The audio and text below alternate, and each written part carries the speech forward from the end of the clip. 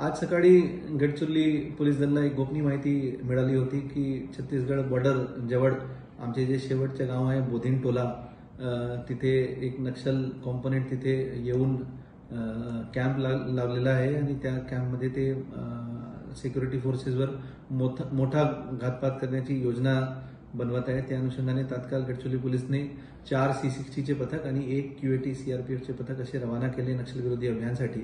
आणि जेव्हा दुपारी 3 वाजता ते नक्षलविरोधी अभियान आमचे पथक राबवत होते तिथे नक्षलवाद्यांनी आमचे पथकावर ताबडतोड अंधाधुंद गोळीबार सुरू केला आणि त्यांचे प्रत्युत्तर देऊन आमच्या लोकांनी परत गोळीबार केले आणि त्यामध्ये काही नक्षलवादी पळून गेले आणि नंतर एरिया सर्चमध्ये आम्हाला 2 पुरुष नक्षल मृतदेह सापडलेला आहे। एक नक्षल मृतदेह सोबत AK-47 आणि दुसरा सोबत SLR हत्यार सापडलेला आहे। प्रथमदर्शनी माहिती अशी भेटत आहे की जे AK-47चे जे पुरुष मृतदेह आहे त्यांची ओळख दुर्गेश वट्टी डिप्टी कमांडर कसनसूर दलम असे ओळख पटली आहे त्यांची आणि ते 2019 मध्ये जे गडचिरोली पोलीसचे 15 जवान जांबुजखेडा ब्लास्टमध्ये शहीद झाला होता त्या घटनाचे हे मुख्य सूत्रधार होते।